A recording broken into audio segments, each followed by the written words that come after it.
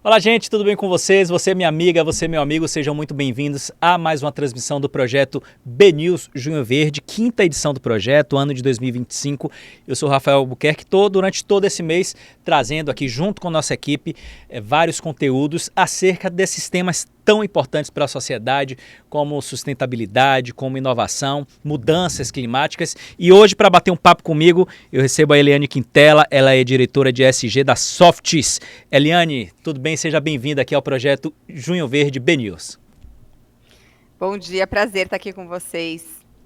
Prazer é nosso e trazer boas práticas na área de sustentabilidade, do social, de governança, é sempre interessante, né? Eu acho que as grandes empresas, as grandes corporações estão sempre ligadas nesse sentido e com vocês não é diferente, né? Vocês têm projetos importantes nessa área, mas antes, Helene, eu queria falar em linhas gerais, né? Como que é para vocês a importância de inserir não só na cultura interna dos funcionários, dos colaboradores, mas para o público externo, a importância da temática ESG, a importância do meio ambiente, da preservação?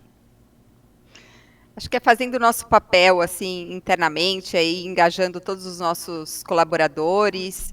Eu acho que fazendo a nossa parte, a gente consegue contagiar tanto a zona de entorno, que a gente chama a zona de influência, os nossos vizinhos, nossa comunidade, e acho que se espelhando numa boa prática, a comunidade também quer melhorar, né? Então, acho que uma coisa contagia a outra e assim a gente progride, né? Evolui. Hoje a gente vive, óbvio que tem toda a questão da internet, da rede social, da facilidade, né, de proliferar informações, tanto para o bem quanto para o mal, mas hoje as pessoas têm cada vez mais acesso a informações importantes, como, por exemplo, a empresa que se preocupa com a sustentabilidade, a empresa que se preocupa com inclusão, com diversidade. Vocês têm esse parâmetro também para realizar e implementar projetos dentro da Softis? Sim, a gente tem metas bem claras aqui dentro da Softis relacionadas à sustentabilidade. A gente tem um programa chamado Softis Contigo. Nós somos uma empresa que estamos em 8 países da América Latina. Nós viemos do grupo CMPC e nós vimos que o grande problema aqui na América Latina é água e saneamento. Então, nós lançamos um programa em 2020 que tinha um pilar de água e saneamento, um pilar de educação e higiene e um terceiro pilar de ajuda oportuna para ajudar justamente quando tem essas catástrofes, como Rio Grande do Sul e etc. E esse pilar de água e saneamento, nós pegamos esse pilar por quê, né? Porque nossa empresa, ela é voltada a produtos de higiene pessoal, de cuidado, né? Papel, fraldas, absorventes femininos, etc.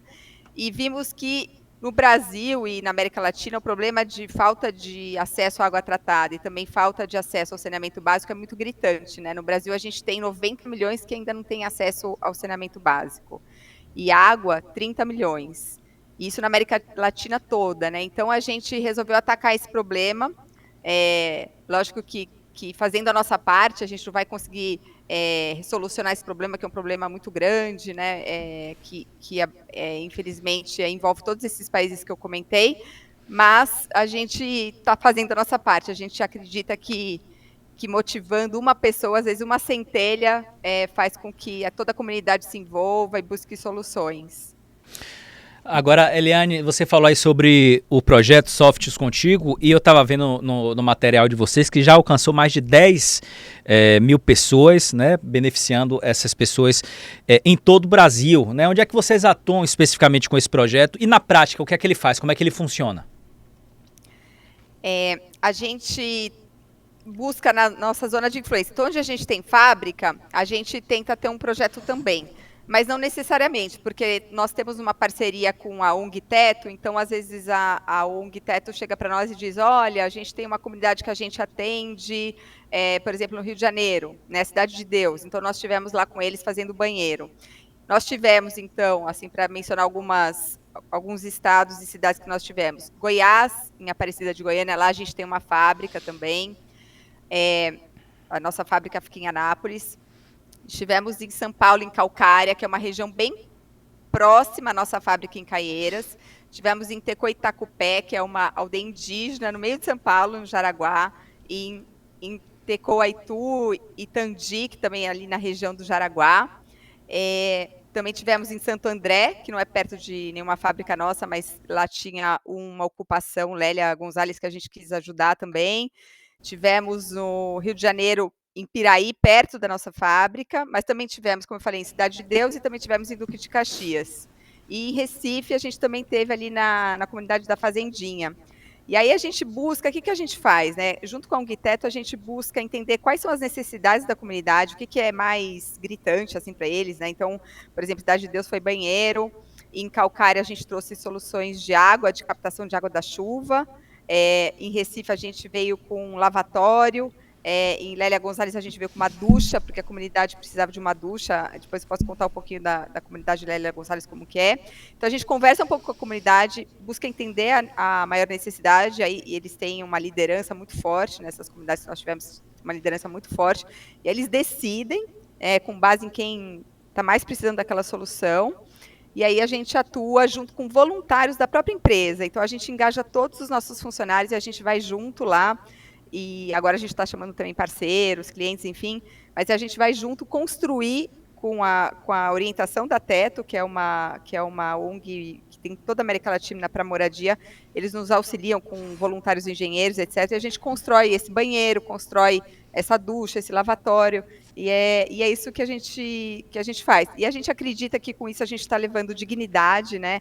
A gente está levando um bem-estar, saúde e higiene, né? Porque no caso dos banheiros, imagina, os dejetos humanos ficavam a céu aberto. Agora a gente tem uma solução junto com a Home Biogás, que é uma solução israelense. A gente tem uma solução super bacana que, através de resíduos orgânicos e dejetos de animais, humanos, a gente consegue ter tanto o tratamento via bactérias para criar um gás de cozinha, como também dar uma solução de banheiro, né? Tudo ao mesmo tempo.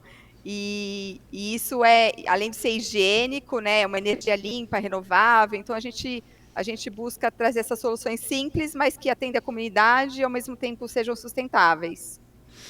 A gente bate um papo com a Eliane Quintela, ela é diretora de SG da Softs, uma empresa de produtos de higiene e cuidado pessoal. Você trouxe aí, Eliane, alguns exemplos, e aí eu estava ouvindo aqui, me perguntando, são coisas tão básicas, né? É um banheiro, é uma ducha, no caso de uma comunidade que você falou, que infelizmente o poder público muitas vezes não consegue alcançar, né? Todas essas pessoas que estão muitas vezes em situação de vulnerabilidade, e aí a gente vai contando com trabalhos sociais, com ONGs e também com iniciativas e boas práticas de empresas nesse sentido. Então já parabenizo a vocês pela iniciativa e queria que você falasse um pouco sobre essa comunidade das duchas.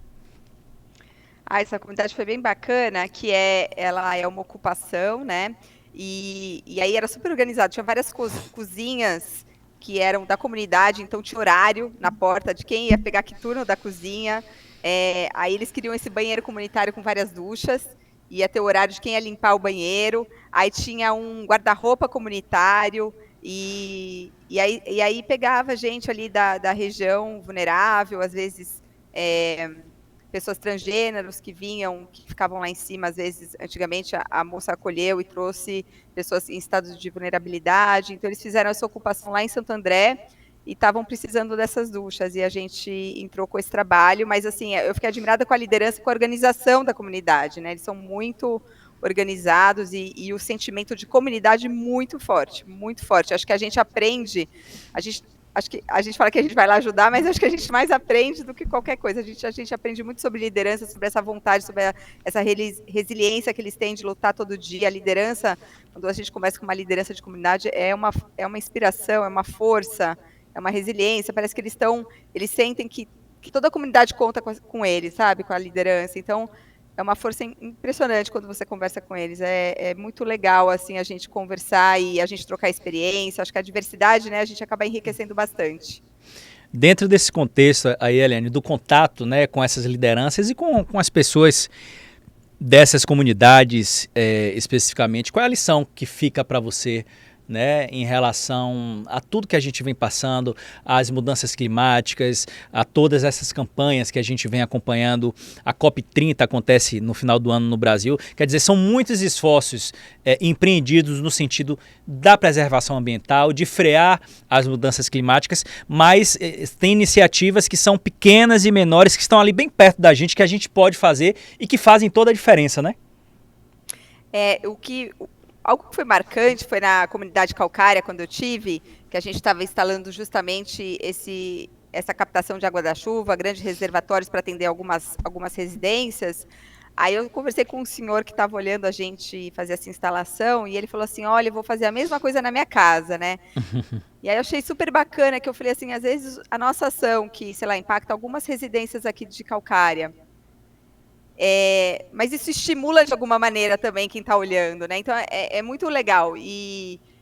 E ao mesmo tempo a gente fica feliz, né? A gente faz parte também do Trata Brasil, a gente é associado do Trata Brasil, que faz um trabalho assim fenomenal nessa área de saneamento, né? A Luana do Trata, a presidente, ela faz super, ela é quase uma missionária do saneamento no Brasil. A gente teve um marco legal do saneamento em 2020, né? A gente está vendo várias privatizações, alguns avanços, né? Poderosos aí. A gente está com investimento anual desde aí em 22, 20 bi, 23, mais ou menos 20 bi. A gente tinha que estar com 40 bi, mas a gente já está num caminho. Talvez a gente demore um pouco, a gente não alcance o que o Marco queria, que é em 2033, mas talvez a gente alcance alguns anos a mais, mas eu vejo que tem um movimento realmente, não só das empresas, mas até do setor público também, realmente, com essa lei, né, de conscientizar que é necessário, né? Os nossos números, infelizmente, são muito ruins, e a gente precisa melhorar, né? Não tem como não dar saneamento, não tem como não ter água. Quando a gente conversa com as pessoas da comunidade, por exemplo, em Calcária, a pessoa tinha que acordar às 4 da manhã para pegar água. Sim. Porque imagina não ter uma torneira em casa, né? A gente, na Cidade de Deus, tinha uma pessoa, né, um residente da Cidade de Deus, chamava Perninha, que ele não tinha uma perna. Sim. E ele ficou 8 anos sem usar banheiro. E aí ele contando pra gente como que era a emoção de ter um banheiro. Então, assim, acho que são ações que tocam a gente como ser humano, né? Acho que a gente vê o nosso igual ali, o nosso semelhante, né, passando por uma necessidade, aquilo é muito forte, né? Acho que a gente tem que se unir como empresa, como comunidade, como setor público, a gente tem que se unir para realmente tratar, olhar os problemas, reconhecer que a gente tem e atacar, né? Atacar da melhor maneira possível, aí se juntando, se aliando. Agora, tem uma coisa importante, quando você fala de saneamento, eu me lembrei, é muito claro e nítido isso, que quanto mais se investe em saneamento, mais se economiza em saúde, né? Então, além de trazer um bem-estar para essas famílias, para essas comunidades, em relação ao dia a dia mesmo, à estrutura da casa, a ter um banheiro, uma ducha, também há uma contrapartida no sentido de saúde, preservar a saúde dessas famílias e comunidades, né? As doenças de veiculação hídrica, né, o fato da gente às vezes ter dejeto ali a céu aberto, né, tudo isso é muito ruim, né? Quando você não tem uma higiene, você não lava a mão, você pega mais doença né, ali com mais bactéria, né? É algo crônico.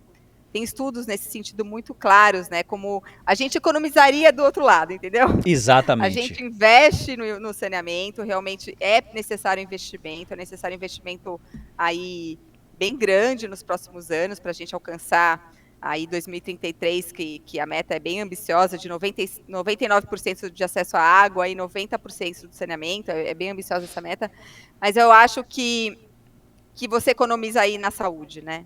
E você traz algo para o brasileiro, no estudo Trata, que fala a quantidade de dias que as crianças perdem de ir na escola, porque estão doentes, como isso afeta o desenvolvimento até cognitivo, né? Então, é muito sério, né? Acho que é um problema realmente vai além ali você ter água, né? Com certeza. Eliane, vocês realizam esse tipo de projeto em outros países também ou só no Brasil? Em outros países também. A gente realiza nos 8 países que nós estamos na América Latina. Então, a gente faz em outros, Argentina, Chile, Peru, México, Colômbia, todos esses. Tá aí, bacana a iniciativa, Eliane Uruguai. Quintela, O seu projeto, o projeto de vocês é muito bacana. Eu já estava lendo aqui antes da entrevista e você trouxe informações que realmente mostram, né, a dimensão dessa atitude de vocês. Se todo mundo agir assim um pouquinho, eu acho que a gente teria um mundo melhor. Para finalizar, Eliane, eu queria que você deixasse uma mensagem aqui sobre a importância, né, de atuar nessa frente no social, dando um retorno à sociedade de tudo que a Softs construiu e representa hoje, e deixasse um recado em relação à importância da preservação do meio ambiente e de cuidar das pessoas que são mais vulnerabilizadas. Olha, eu acho que a gente está em um processo de constante evolução. Antigamente as pessoas tinham a mentalidade ali de cuidado delas, né? Ah, vou cuidar que é responsabilidade minha, por exemplo, as empresas, né? Dos meus produtos que eu coloco, dos meus funcionários, etc. Agora não, é um pouco maior, né? Eu estou inserido numa comunidade. Eu preciso fazer parte da comunidade, eu preciso entender o que os meus vizinhos precisam, eu preciso entender qual é o problema do país que eu estou, eu preciso contribuir devolver alguma coisa.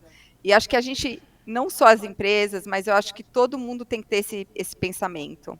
Porque se a gente realmente criar essa rede colaborativa entre setor privado, setor público, ONGs, comunidades, a gente pode muita coisa.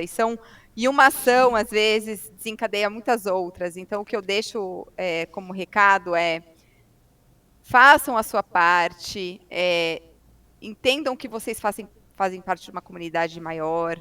Vamos junto cuidar do nosso planeta. O planeta é de todos nós, né? Eu acho que esse recado que eu deixaria para todo mundo. Ok, tá aí a Eliane Quintela, diretora de ESG da Softs, uma empresa de produtos de higiene e cuidado pessoal. Parabéns pelo trabalho. Fiquei muito feliz em conhecer mais sobre esse projeto de vocês, não só no Brasil, mas em países da América Latina. E obrigado pela participação, viu, no projeto Junho Verde. É muito importante para a gente dar voz a iniciativas como essa. Obrigado. Obrigada a vocês. É uma alegria estar aqui com vocês hoje. Parabéns pelo trabalho. Valeu. E para você que está acompanhando a nossa entrevista, chegou no meio, no finalzinho, ela fica disponível no YouTube e nas nossas redes sociais. Vou ficando por aqui. Até a próxima transmissão do Junho Verde. Tchau, tchau. Tchau, tchau.